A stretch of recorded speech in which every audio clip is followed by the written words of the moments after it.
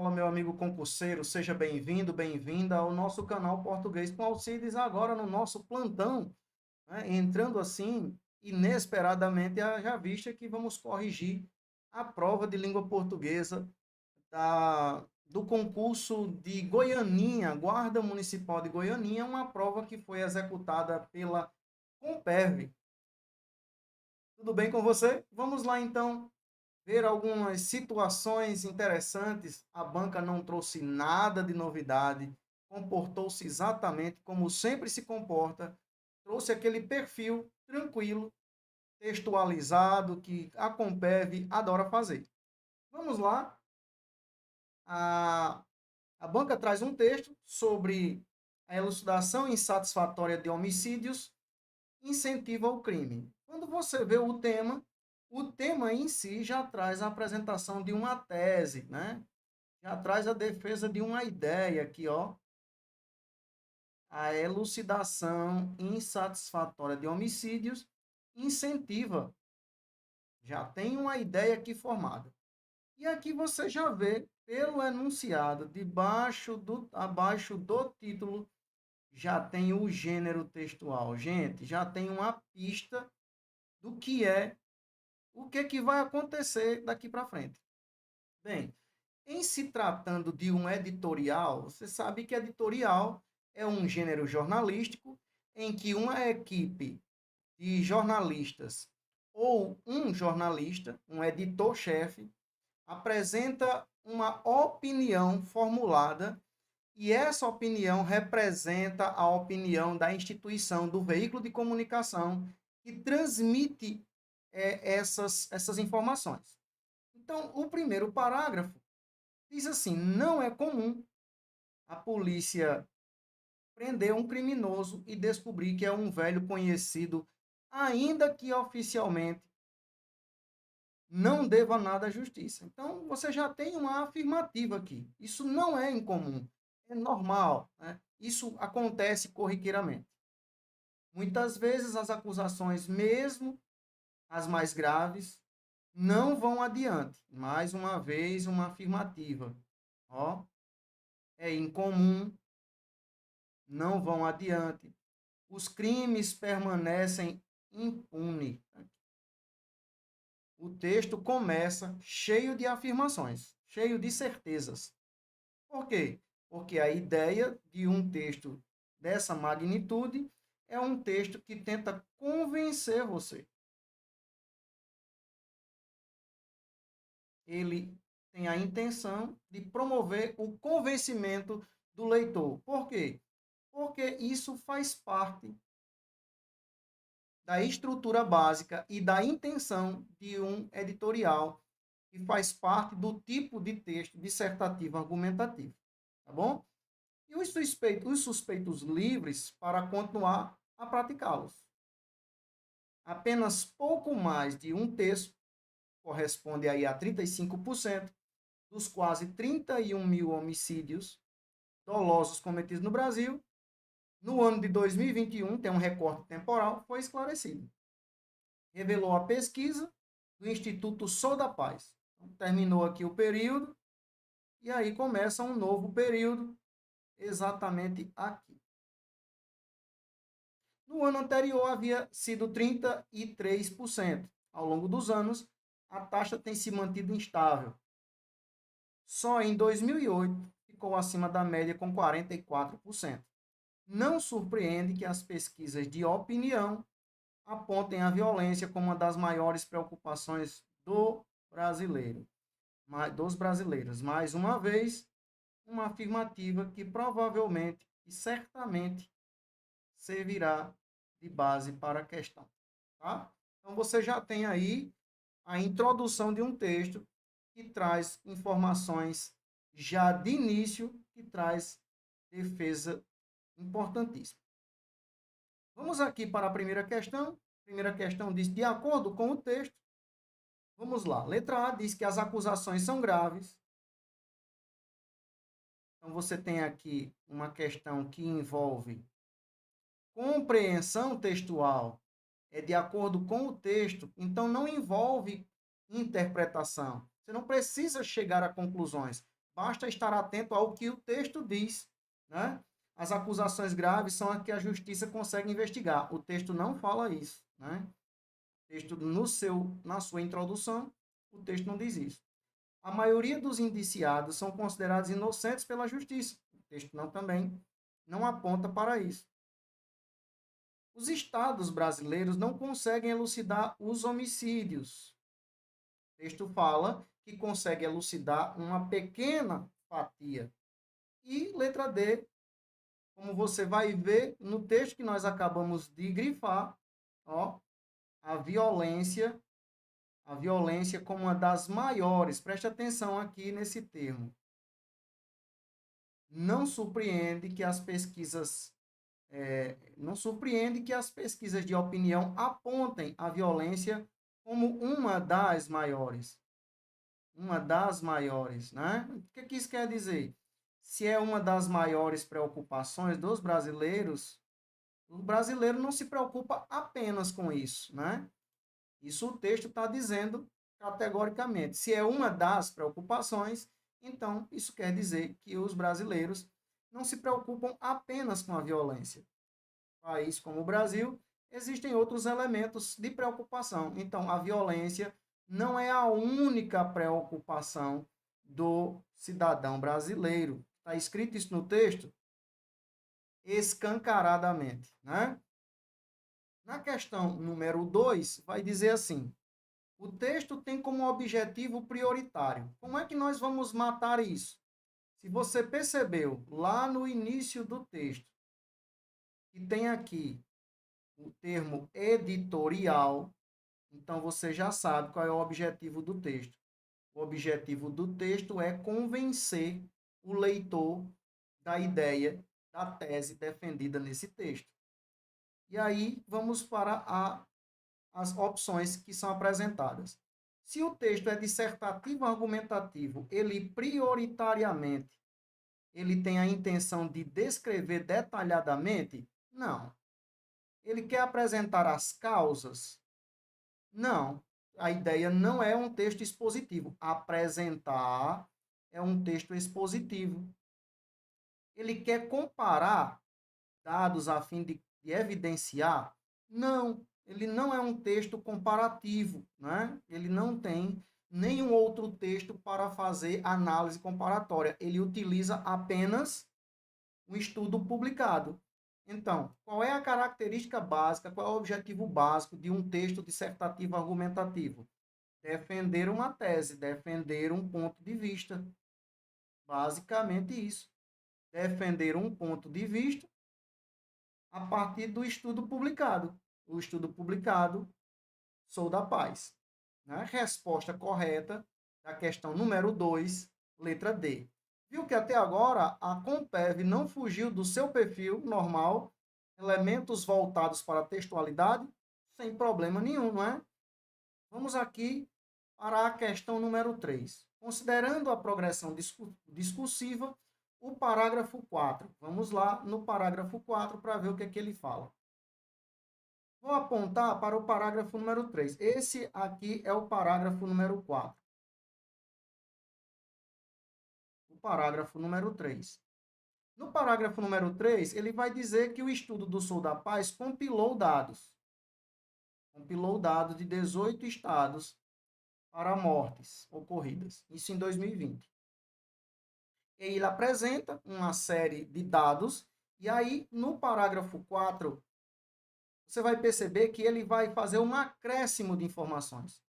Não apenas chama atenção, não apenas os índices pífios impressionam, chama atenção também. O que é isso, gente? Essa progressão discursiva faz com que a gente entenda o quê? No parágrafo 4, essa progressão discursiva, ela faz o quê? Ela estabelece uma conclusão? Não, ela não tira conclusões. Ela complementa, ela adiciona informação? Sim. Chama a atenção? Também. Olha aqui. Há uma progressão de ideia, né? Ela explica? Não, não tem a intenção de explicar, Não tem porquê, não tem que, tem também. E letra D, estabelece um contraponto. Se fosse contraponto, teríamos partículas de contraposição, de oposição, né? Mas, porém, contudo, todavia, no entanto, não obstante, mas ele usa também. Então, veja que não só, mas também. Resposta correta, com toda tranquilidade, da questão 3, letra B. Tudo tranquilo? Tá dando para acompanhar aí certinho? Você tá fechando o seu gabarito. Olha, olha, hein? Na questão número 4, diz assim: o texto, de maneira global, ou seja, na sua plenitude, faz uso de quê? Aí, fique atento quando chegar na. Estávamos conversando ontem, professor Gemerson e eu, exatamente do Impera Concursos, exatamente sobre essa linguagem da Compev, ó. Você já faz o quê? Você já rejeita esses termos totalitários, olha. Exclusivo. Gente, exclusivo não existe, né?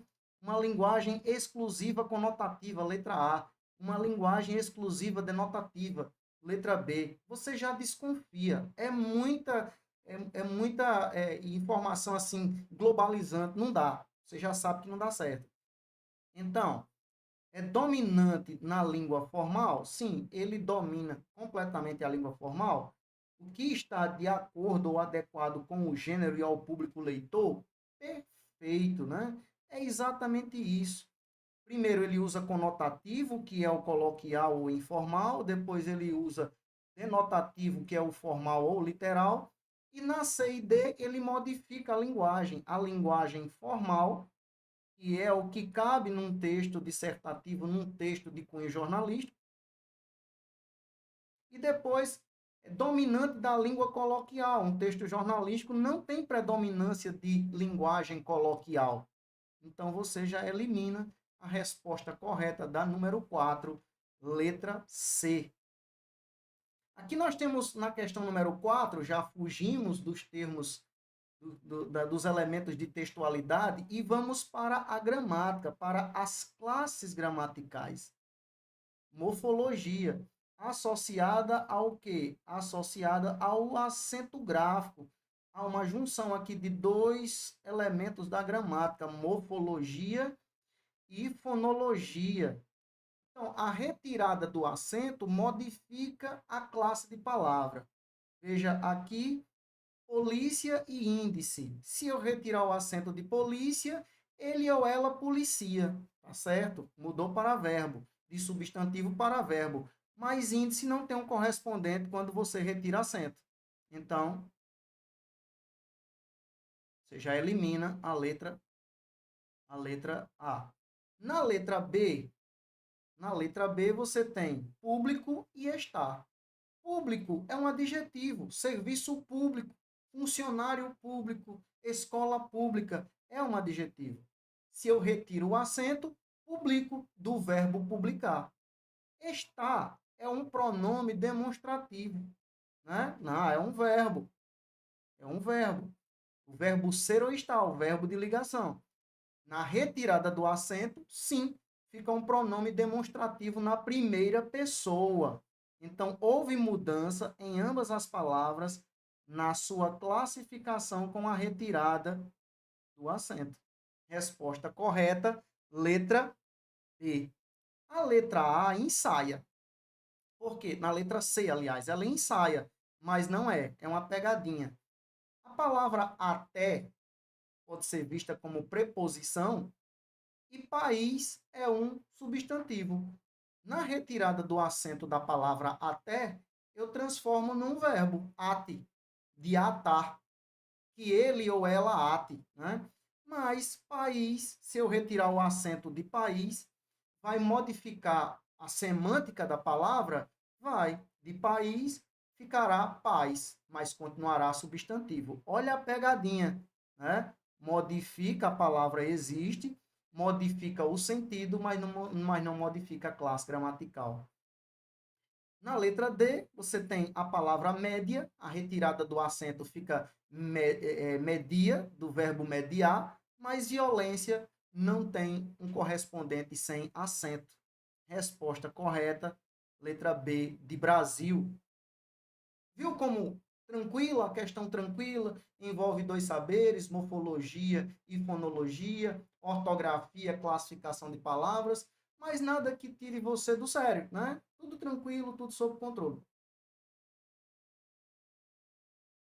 Questão número 6 é uma questão que envolve o acento indicativo de crase, numa regra bem bacaninha, bem fácil de você resolver, porque aqui diz, na expressão delitos relacionados a drogas.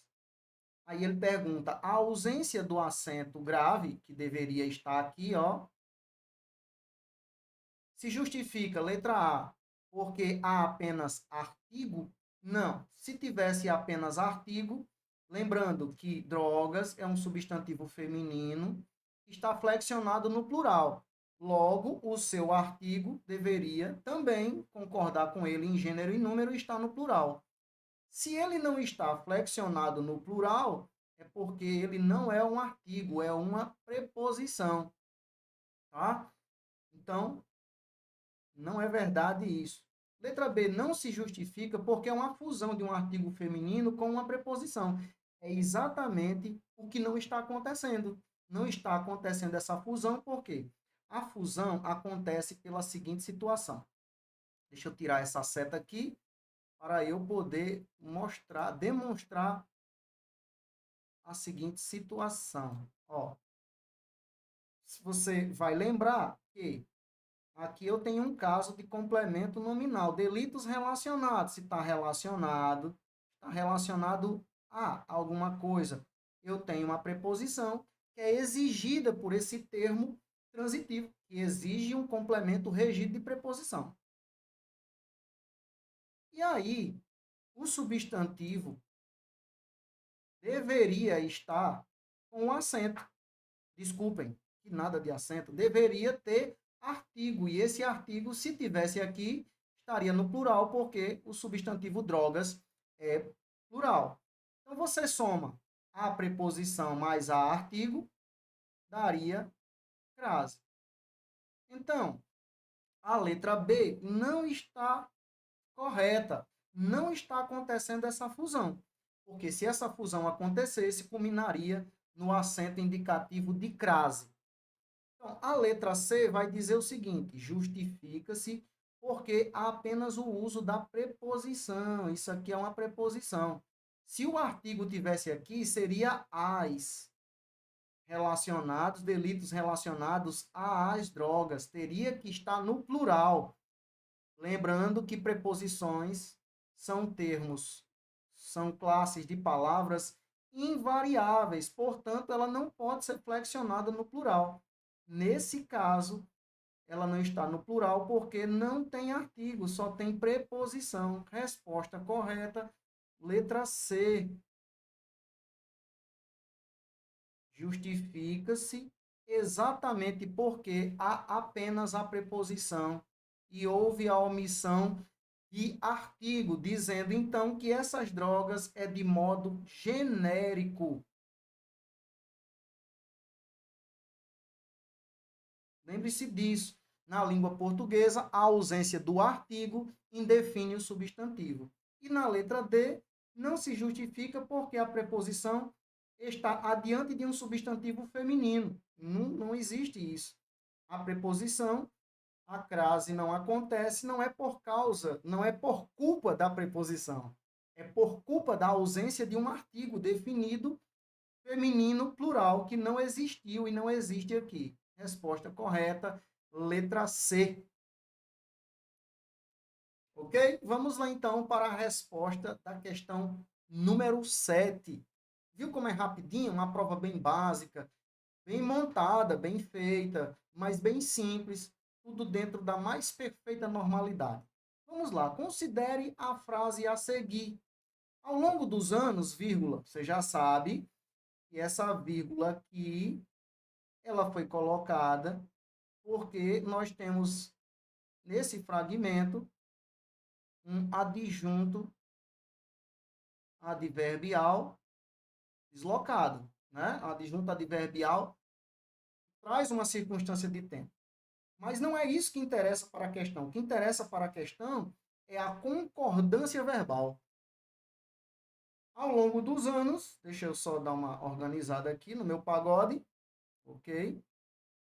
Ao longo dos anos, a taxa tem se mantido estável. Se o sujeito for flexionado no plural, e eu encontro o verbo, está aqui o verbo ter, e eu pergunto quem tem. Quem tem se mantido estável? A taxa. Logo, eu teria que colocar o sujeito no plural, como pede o enunciado. As taxas. Se eu colocar no plural, de acordo com o português escrito padrão, a nova versão será como? Lembrando que o verbo ter, aqui ó, o verbo ter está na terceira pessoa do singular, e esse verbo tem uma peculiaridade, e quando está flexionado na terceira pessoa do plural, recebe o acento diferencial para diferenciar a flexão de número. Então, terceira pessoa do singular sem acento, terceira pessoa do plural com acento circunflexo. Então, os que não têm acento circunflexo, você nem discute, você simplesmente elimina. E aí, você fica com B e C. B e C. Aí a letra B disse, ao longo dos anos, isso não mexe, né? As taxas têm se mantido estável. Olha, estável é um adjetivo que está relacionado ao substantivo taxas. Logo, ele tem que concordar com o substantivo, ele tem que ser flexionado no plural. Então, elimina também a letra B. Resposta por exclusão, já temos a letra D. E vamos ver por quê. As taxas, tudo certo, tem, olha a flexão aqui, o acento circunflexo para mostrar ao leitor que o verbo está flexionado na terceira pessoa do plural, tem se mantido estáveis. Taxas estáveis. Resposta corretíssima. Tranquilão? Questão número 7, resposta relacionada à concordância verbal, letra D. Questão número 8 envolve aí o conhecimento sobre a função morfológica de si. Sempre cai, né, gente? Digo sempre a vocês. Quem tem juízo e quer passar num concurso público tem que saber manejar bem essa diferença da função morfológica de si, porque si pode ser, na maior parte das vezes nos concursos, o que se explora é quando o si é pronome e quando o si é conjunção. Aqui na cara você já percebe, ó, olha aqui, numa leitura superficial, você já percebe o que está acontecendo. Se a polícia não investiga ou investiga mal, é pequena a chance de os crimes serem esclarecidos. Se a polícia não investiga, ó, se a polícia, o que eu posso fazer aqui para matar? Eu só posso fazer isso aqui, ó. Eu só preciso fazer isso. Caso a polícia não investigue ou investigue mal, é pequena a chance de os crimes serem esclarecidos. O que está acontecendo aqui? Esse se está impondo à ação uma condição. Então, ela não é conjunção integrante, porque a oração não é substantiva, ela não é pronome, porque não está intrinsecamente ligada ao verbo investigar, portanto, eu já mato duas e sobrou quem? Pronome, conjunção, que estabelece uma relação de conjunção entre as orações. Eu tenho aqui oração 1 e oração 2. Basicão, resposta correta. O se está exercendo o papel morfológico de conjunção condicional e eu posso substituir por caso. Tranquilão? Não tem o que fazer. Vem outro conhecimento agora, ainda relacionado à morfologia. Né? Lembre-se, morfologia é o coração das provas de concursos públicos. Olha aí, ainda que... Gente, nós estamos diante de uma locução conjuntiva, né? Que tem valor concessivo, embora, ainda que mesmo que, sabendo o valor das conjunções, o que é que você vai fazer? Você nem precisa ler o texto, ainda que é equivalente a mesmo que, ainda que, mesmo que, embora. Se é uma concessão nas concessivas, o que acontece na oração principal, o que acontece na oração subordinada não impede o acontecimento da principal, né? Não é incomum a polícia prender um criminoso e descobrir que é um velho conhecido, ainda que, mesmo que, embora oficialmente não deva nada à justiça, desde que não, visto que não, sempre que. Você já sabe que o equivalente de ainda que é mesmo que. E por fim, essa daqui eu conversei com os alunos essa semana. A gente radiografa a prova sempre, né? Porque as provas, elas são bastante previsíveis. Ela tem um padrão, a Compev tem um padrão, tem uma identidade, e a gente já tem uma noção de como ela vai trabalhar essas questões, né? E eu estava trabalhando exatamente essa semana, uma questão de elipse, de Zeugma.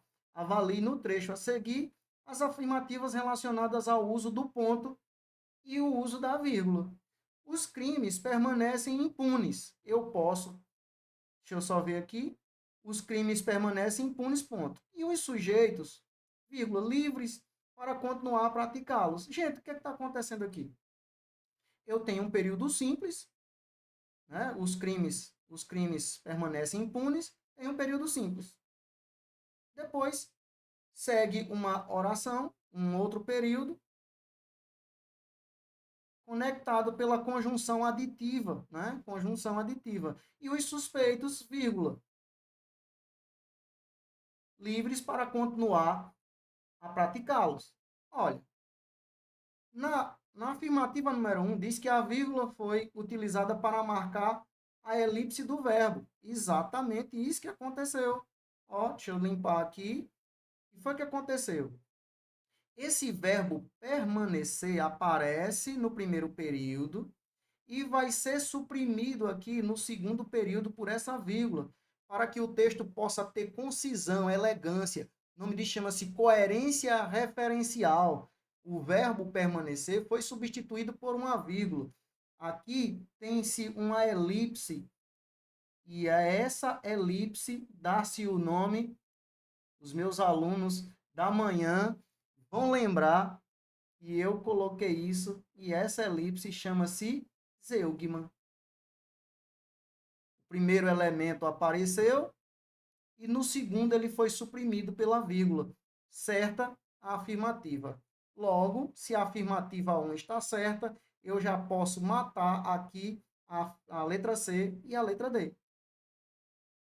Bom, aí a afirmativa número 2 diz que essa vírgula ela foi utilizada para marcar um aposto. Um aposto é um termo acessório dito referente a um substantivo, geralmente anterior. E aqui não há um termo acessório para explicar, né? Quando aparece vírgula no aposto, a possibilidade é que seja um aposto explicativo ou um aposto comparativo. E aqui eu nem estou explicando, nem estou comparando ninguém a ninguém. Então, eu já posso dizer que essa afirmativa é falsa. E se ela é falsa, eu já sei que a letra A também é falsa. E aí diz a letra B, aliás, calma, calma, calma. A letra B é falsa, né? Já que a 2 está errada. E aí, veja o que diz a 3. O ponto pode ser substituído por uma vírgula sem alteração de sentido no texto. Aí você tem aqui, ó, os crimes. Vamos aqui. Os crimes permanecem impunes, vírgula. Por que essa vírgula foi colocada aqui? Vamos limpar para você perceber qual é a utilidade dessa vírgula. E ela é obrigatória caso eu tenha um período composto. Ó, se esse período fosse composto, aqui deveria ter vírgula. Como eu tenho duas vírgulas muito próximas, eu poderia até... Espera que ficou feio aqui o negócio. Poderia colocar vírgula. Por que eu teria que colocar a vírgula, Alcides? Porque eu tenho sujeitos diferentes, ó. Períodos compostos por coordenação aditiva com sujeitos diferentes devem obrigatoriamente ser separados por vírgula. Mudou, o que é que o texto pergunta? Mudou o sentido do trecho? O sentido não mudou. O que mudou foi a estrutura sintática, porque deixa de ser um período simples, o primeiro período, e depois inicia-se um outro período. Mas como eu coloco vírgula, eu uno tudo ao mesmo período, fazendo com que essa oração absoluta, conecte-se a essa outra, transformando-se num período composto. Então, está certa a afirmativa 1, está certa a afirmativa 3, resposta correta, letra A. O que é que diz na afirmativa 4? O ponto pode ser retirado, mas altera o sentido do trecho. O ponto não pode ser retirado. Né? O ponto não pode ser retirado. Então, elucidamos aí a questão número 10. Resposta correta, letra A de Alcides, letra A de aprovação. Gente, espero que vocês tenham obtido sucesso nessa prova, que essa correção tenha trazido alegria para vocês. E eu desejo a vocês um bom tempo de estudo, que você receba aí boas notícias em breve. E compartilhe, comente e curta aí o nosso trabalho que está acontecendo no canal Português com Alcides. Até breve.